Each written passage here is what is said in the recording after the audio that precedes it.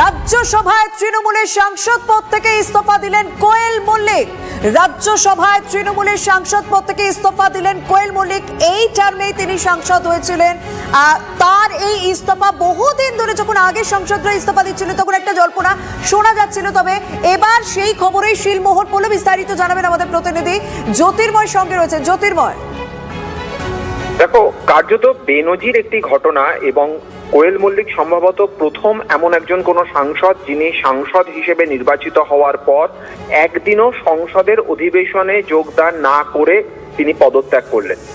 তিনি কয়েকদিন আগেই তার পদত্যাগপত্র ইমেল মারফত পাঠিয়ে দিয়েছিলেন রাজ্যসভা চেয়ারম্যানের কাছে, কিন্তু তার সেই পদত্যাগ সেই সময় গৃহীত হয়নি, কারণ এক্ষেত্রে ইন পার্সন এসে ব্যক্তিগতভাবে হাজিরা দিয়ে রাজ্যসভার চেয়ারম্যানের সামনে পদত্যাগ করতে হয়। আজ তিনি সেই প্রক্রিয়া করছেন। এই মুহূর্তে তিনি ভাইস প্রেসিডেন্ট হাউসে রয়েছেন এবং সেখানে তার পদত্যাগপত্র তিনি জমা দিচ্ছেন। কিন্তু তার আগে তিনি দেখা করেছেন ভূপেন্দ্র যাদবের সঙ্গে, যা অত্যন্ত চাঞ্চল্যকর একটি ডেভেলপমেন্ট। কেন? তার কারণ এর আগে যে তিনজন তৃণমূল কংগ্রেসের সাংসদ পদত্যাগ করেছেন তাদেরকে আমরা দেখেছি যে তিনজনেই আবার বিজেপির টিকিটে জিতে আসতে চলেছেন, কারণ ইতিমধ্যেই তারা তাদের মনোনয়ন ফাইল করেছেন এবং তারাই জিতে আসছেন আবার রাজ্যসভায়। স্বাভাবিকভাবেই কোয়েল মল্লিক তার কি রাজনৈতিক ইনিংস এখানেই শেষ হয়ে গেল, নাকি তার পদত্যাগের আগে এই ভূপেন্দ্র যাদবের সঙ্গে বৈঠক আদতে তার ভবিষ্যতের কোন রাজনৈতিক ইনিংসের ইঙ্গিত দিচ্ছে, সেটাই এই মুহূর্তে সব থেকে বড় কথা। একদম জ্যোতির্ময়। আর এই সাংসদরাও যখন পদত্যাগ করেছিলেন, মানে সুখেন্দু শেখর রায়, সুস্মিতা দে, প্রকাশিক বড়াইক, তখনও কিন্তু তারা আমরা দেখলাম যে তৃণমূল ত্যাগ করে বিজেপির টিকিট পেলেন এবং তাদের সাংসদ হওয়া সত্যি আর সময়ের অপেক্ষা, কারণ তারা জয় পাচ্ছেনই, এরকমই অবশ্যই অঙ্ক অন্তত তাই কথা বলছে। কিন্তু ভূপেন্দ্র যাদব, যিনি এই বাংলায় বিজেপির দায়িত্বে ছিলেন, সেই ভূপেন্দ্র যাদবের সঙ্গে কোয়েল মল্লিকের বৈঠক পদত্যাগ করার আগে, সশরীরে পদত্যাগ করার আগে একটা সত্যি আলাদা করে বার্তা দিচ্ছে তো। একেবারে নিঃসন্দেহে এই মুহূর্তে সব থেকে বড় খবর এবং সব থেকে বড় ব্রেক টিভি9 বাংলায়। রাজ্যসভায় তৃণমূল সাংসদ পদ থেকে ইস্তফা দিলেন কোয়েল মল্লিক। 11 জুন ইমেলে রাজ্যসভার সাংসদ পদে ইস্তফা কোয়েল মল্লিকের। রাজ্যসভার চেয়ারম্যানের নির্দেশে এবার সশরীরে পদত্যাগপত্র জমা।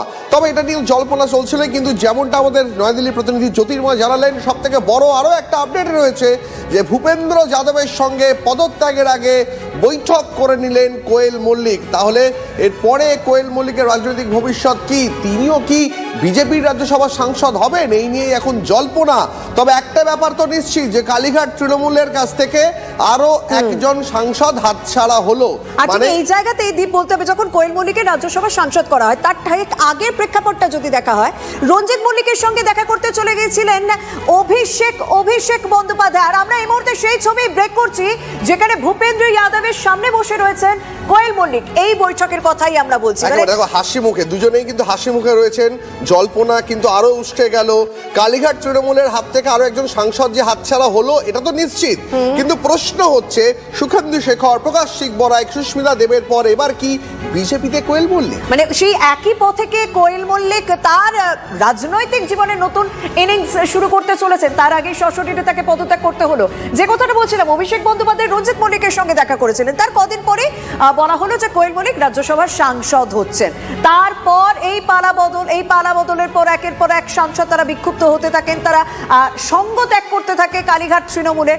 আর সেই পথে হেঁটেছিলেন সুখেন্দু শেখর রায়। যদি রাজ্যসভার সাংসদদের ক্ষেত্রে দেখা যায়, তাহলে সবার প্রথমে বিক্ষুব্ধ কাকে দেখা গিয়েছিল? সুখেন্দু শেখর রায়। রাজ্যসভার সাংসদদের মধ্যে সেই সুখেন্দু শেখর রায়, সুস্মিতা দে, প্রকাশিক বড়াই, তারা প্রত্যেকেই তৃণমূলের সঙ্গ ত্যাগ করে বিজেপির টিকিটে সাংসদ হওয়ার সময়ের অপেক্ষা, কারণ তারা টিকিট পেয়ে গেছেন। এবার সেই কি একই পথে হাঁটছেন কোয়েল মল্লিক?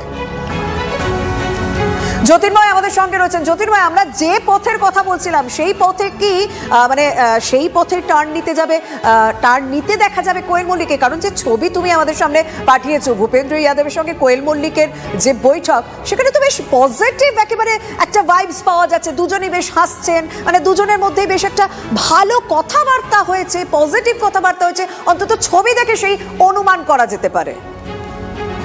দেখো, এই ছবি যদি ভবিষ্যতের ইঙ্গিত হয় তাহলে কোয়েল মল্লিক তার পরবর্তী রাজনৈতিক পদক্ষেপ কিন্তু এই বিজেপি থেকেই হতে চলেছে।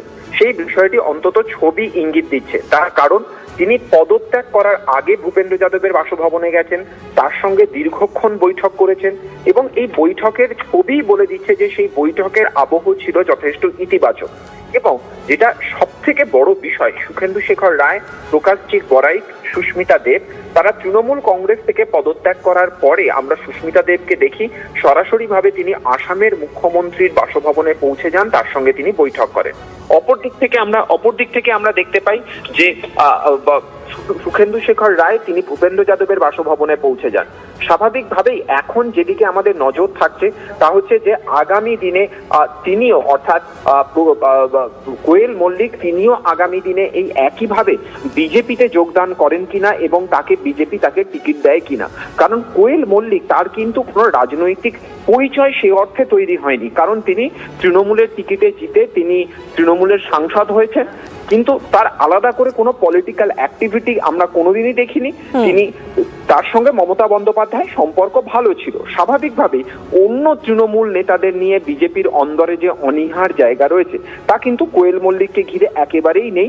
একদম জ্যোতির্ময়, তুমি সঙ্গে থাকো, জ্যোতির্ময় সঙ্গে থাকো। এই মুহূর্তে আমাদের সঙ্গে রয়েছেন বিজেপি বিধায়ক সজল ঘোষ। সজলবাবু, যে খবর আরো একবার টিভি9 বাংলা ব্রেক করলো, আরো একটা বড় আপডেট, তৃণমূল সাংসদ পদ থেকে ইস্তফা দিলেন কোয়েল মল্লিক। শুধু ইস্তফা দিলেন এটাই নয়, তার সঙ্গে তিনি ভূপেন্দ্র যাদবের সঙ্গে এক প্রস্ত বৈঠকও সেরে ফেললেন। দেখুন, আপনারা যেটা বলছিলেন আমি সেটা শুনছিলাম যে কোয়েল মল্লিক নিয়ে আমাদের যন্ত্রণা থাকে, আমাদের দুঃখ থাকে, কারণ ওই মল্লিক পরিবারটাকে বাংলার মানুষ শ্রদ্ধা করে। এটা কোয়েল মল্লিকের জন্য যতটা, তার থেকে অনেক বেশি তার বাবা রঞ্জিত মল্লিকের জন্য। সেই রঞ্জিত মল্লিক যখন অভিষেককে ভালো ছেলে বলে বা বলতে বাধ্য হয় তখন বাঙালির হৃদয় ভাঙে, সাধারণ বাঙালির হৃদয় তখন ভাঙে। আমার মনে হয় এনারা রাজনীতি থেকে দূরে থাকলে ভালো। বিজেপি নিশ্চয়ই তাকে বিজেপিতে যদি আসতে চান এটা দল সিদ্ধান্ত নেবে, সেটা আমি বলবো না, কিন্তু এরা রাজনীতির থেকে দূরে থাকলেই মনে হয় আমাদের বাংলার মানুষ সেটাই চাইবে, দলমত নির্বিশেষে।